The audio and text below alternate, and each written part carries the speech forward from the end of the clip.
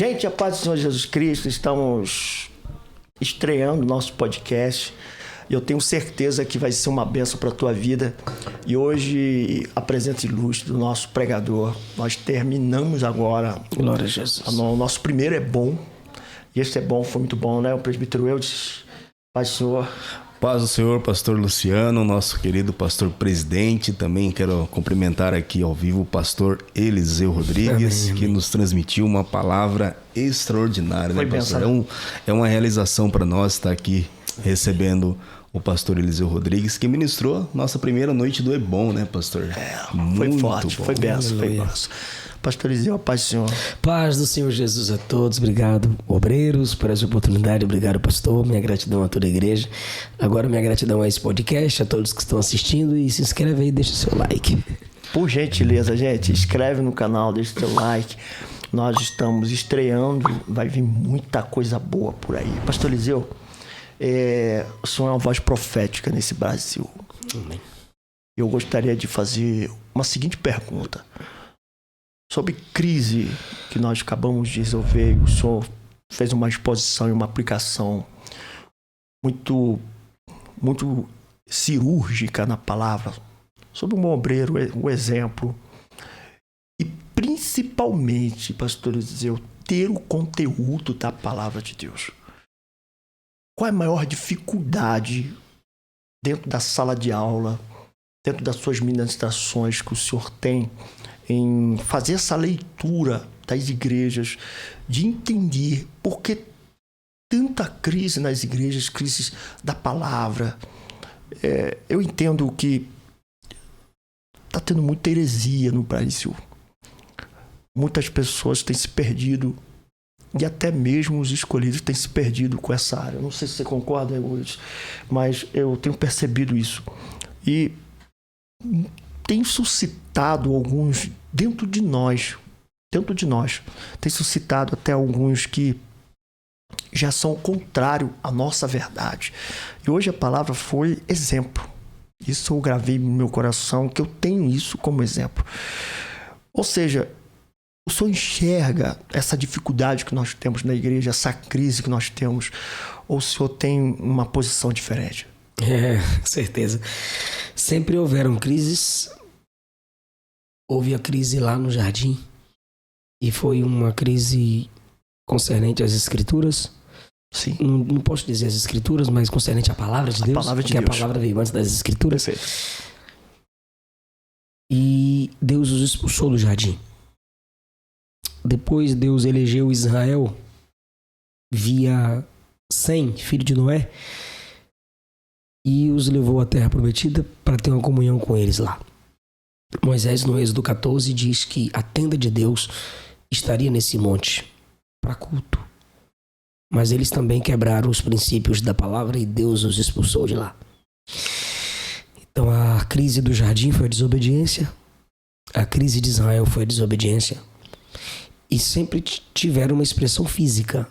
Adão e Eva, corpos físicos. Israel, uma nação, uma estrutura física aos olhos dos homens, para que eles revelassem esse Deus que é espírito ao mundo.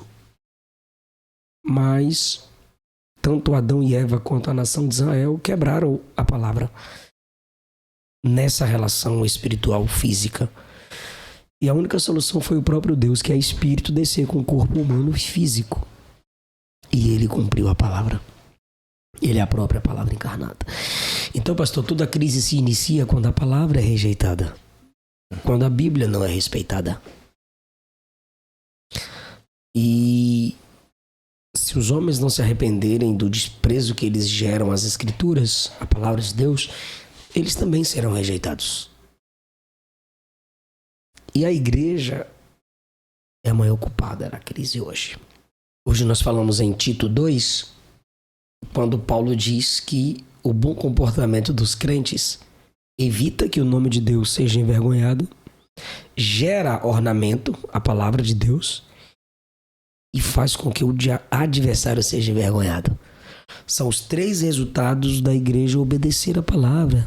E como o senhor falou depois da pregação, coisa simples. Simples.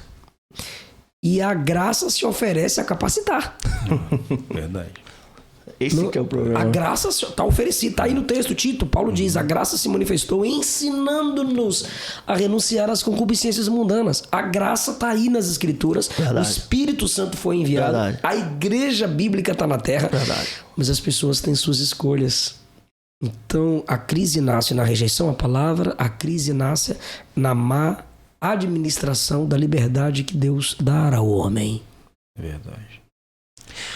É impressionante isso, não? Muito bom, eu fiquei extremamente maravilhado aqui na lateral do nosso templo, ouvindo o pastor Eliseu ministrar essa palavra nessa noite do Ebon, né?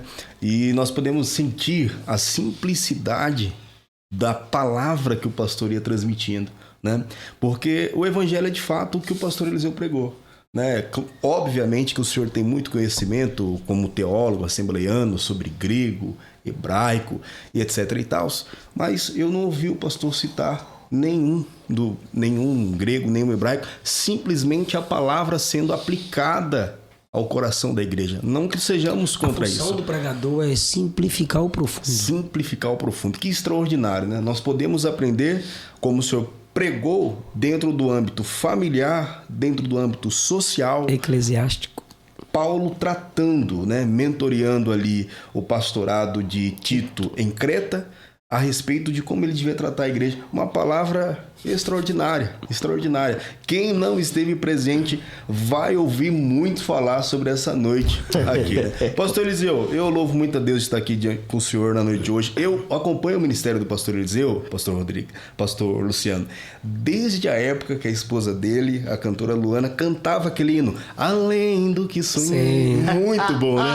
O pastor Eliseu, 13 anos isso. Ele ainda não tinha filhos quando eu comecei a acompanhar o ministério dele. Ele ainda não tinha filhos e eu acompanhava o ministério dele, depois veio o Eliseu Filho e agora brava que são ela. Outro dia eu cheguei na minha casa, minha esposa falou assim, isso já tem quase 3 anos, amor, você não sabe quem tá grávida, parecia que era alguém que nós conhecemos de perto. Aí eu falei, quem que tá grávida? A esposa do pastor Eliseu. Eu falei, meu Deus, a comunhão em Cristo gera essa interação, verdade. Parecia alguém próximo, que tava falando de alguém próximo, e nós acompanhávamos, né, porque o senhor passou um período, né, pastor? A sua esposa foi engravidada depois de um certo tempo. Nós demorou perdemos esse processo? Nós perdemos 3. Como é que foi isso, pastor? Né? Perdemos 3 nenéns. O útero dela tinha algum mioma junto com a criança, e o mioma crescia mais que a criança, sufocava o bebê. Outra vez o útero dela estava virado para trás, foi chamado de útero transversal, uma coisa assim. Isso.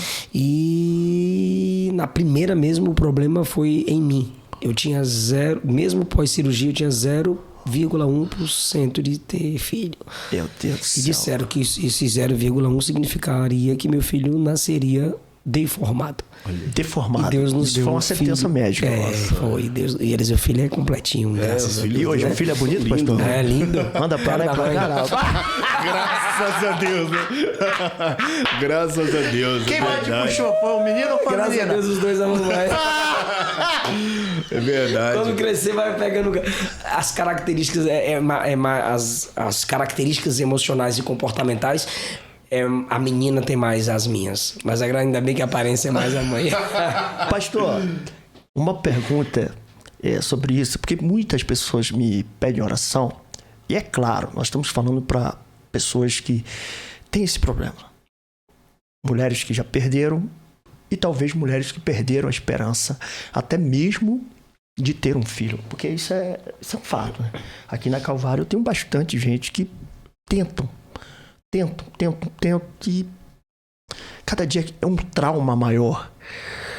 Qual conselho que o senhor daria junto com a tua esposa, pastor? As pessoas têm dificuldade, pastor, de reconhecer que esse mundo é quebrado pelo pecado. Nós caímos lá em Gênesis 3. Verdade. E Deus diz que Eva daria à luz a filhos com dores. Mas a dor seria multiplicada. Então já havia algum tipo de incômodo, porque você só se multiplica o que já tem. Verdade. Então gerar filhos nunca foi fácil. Spurgeon disse, né, que Deus teve vários tipos de filhos. É mais ou menos assim, mas nenhum sem sofrimento, né? Nenhum sem sofrimento. E Deus teve um filho perfeito, mas nenhum sem sofrimento. O perfeito é Cristo, mas todos os filhos de Deus sofrem. Sim. E nós refletimos a imagem de Deus. ter filho é maravilhoso, gerar filhos é maravilhoso e ao mesmo tempo complexo. Mas nesse mundo caído as coisas pioraram. A primeira pessoa que a Bíblia registra atingida pela queda é a própria Eva. A Bíblia diz em Gênesis 4 que quando Caim nasce, Eva louva e ela canta com a ajuda do Senhor. Deus teve que ajudá-la. Houve uma interferência divina para aquele menino nascer. Então, depois da queda, o que era mais fácil antes da queda se tornou complexo. A segunda mulher que sofre com o efeito da queda é Sara. A Bíblia diz que ela era estéril. E lembra na relação Jacó, Raquel e Lia? Sim. Elas brigavam por mandrágoras. Era um tipo de... troca, né? Era um tipo de fruto, alguma coisa assim. De fruto que dava capacidade a Jacó, virilidade, força masculina, e também a ajudava na fertilidade. Então perceba que elas estavam atrás de métodos já naquele tempo antigo para que pudessem engravidar. Interesse, né? Não é? Então desde lá, Gênesis tem 3.600 anos, 3.500 anos. E por que hoje algumas mulheres querem estabelecer um método só e se não der esse jeito não acontece? Eu acho que toda providência divina, ainda que não seja milagrosa, há vários métodos, há vários meios que Deus deu sabedoria à medicina para facilitar.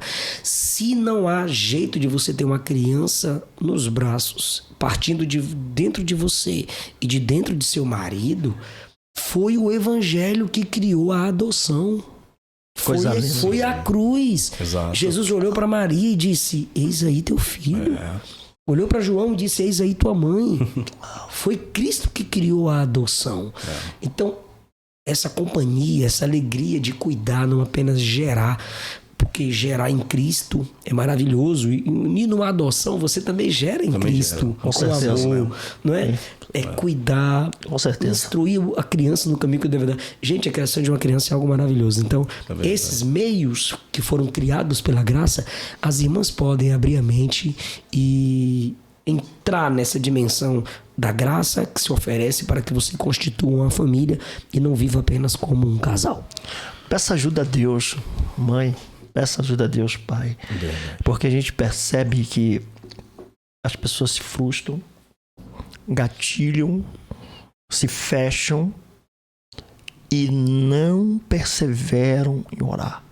Sara, Raquel, você vê o nascimento de João. Verdade. Que coisa mais de interferência. E há um papel também, e há um papel de uma busca muito também dos homens, né?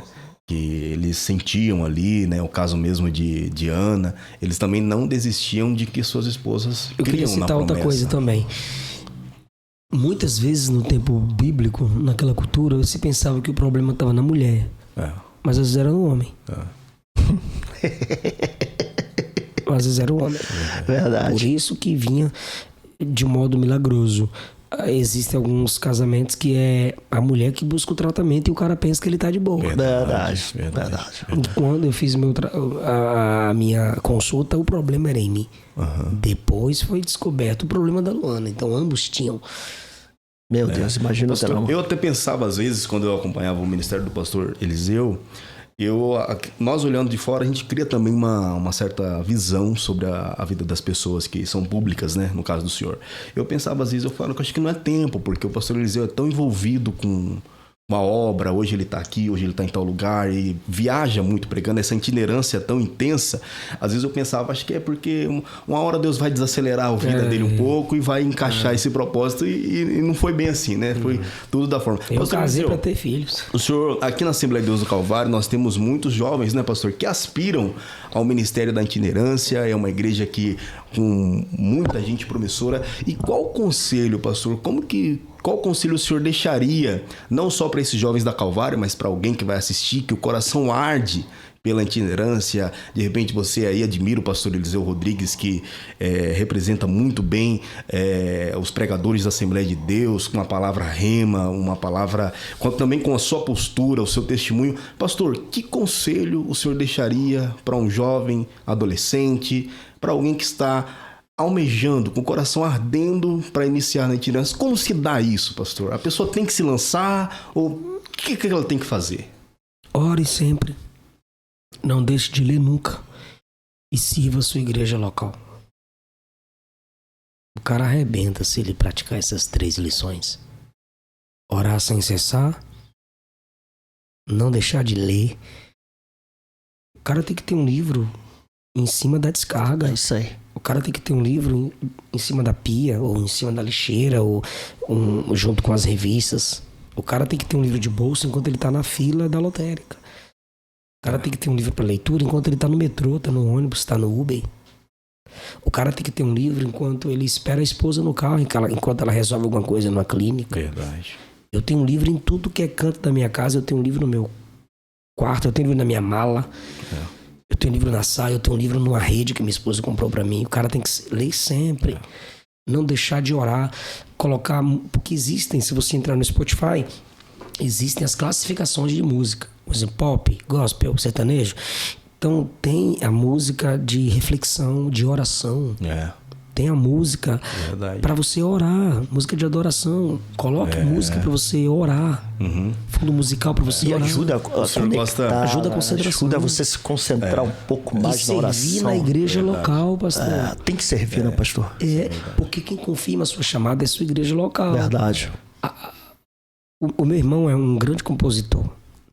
Essa casa é sua casa, nós deixamos... Felipe, né? Meu irmão, Felipe Rodrigues. Eu te vejo em tudo. É tudo dele. Dele no Massal, deu um conselho pro meu irmão. Se a sua igreja local não cantar suas músicas, o Brasil não cantará. Os clipes mais visualizados do meu irmão é ele cantando na própria igreja. Você tem que servir sua igreja. Você sabe que também acompanhando o Ministério do Senhor, eu conheci um tecladista chamado Fábio Caetano. Toca demais. Meu Deus do céu. O Fábio Caetano, ele não tem noção do quanto ele cooperou para as minhas leituras. Aleluia. Cara, você lê a Bíblia escutando o Fábio Caetano, irmão, você lê ela a noite inteira. É porque ele é filho de pastor, ele se põe no lugar. Servidor de igreja local. Servindo a sua igreja local. Tangedor, né? Esse Fábio mesmo serviu a igreja do pai dele há muito tempo, né? Teve que viajar para Goiânia, mas... Porque, pastor, é a sua igreja que confirma seu chamado. Atos 9, Paulo foi chamado na rua. Mas Atos 13, ele é enviado quando ele está na comunhão de uma igreja local em Antioquia. É verdade. Eu gostaria de agradecer a todos os irmãos, porque infelizmente nosso tempo é curto. Mas, em breve aí, nossas novidades estarão no YouTube e no Instagram e todas as redes sociais. Pastor Eliseu, muito obrigado. Eu que agradeço, pastor Que Deus Luciano, abençoe a tua vida. Presbítero Eudes. Muito obrigado. Muito Deus abençoe a todos. Meu irmão Josimar, presbítero Luciano e ao nosso querido Kleber. Que Deus em Cristo abençoe. Deixe sua mensagem, curta, deixe seu like, compartilhe. Assembleia de Deus do Calvário, uma igreja, uma família firmada nos laços do Calvário. Deus abençoe. É isso aí. Forte abraço.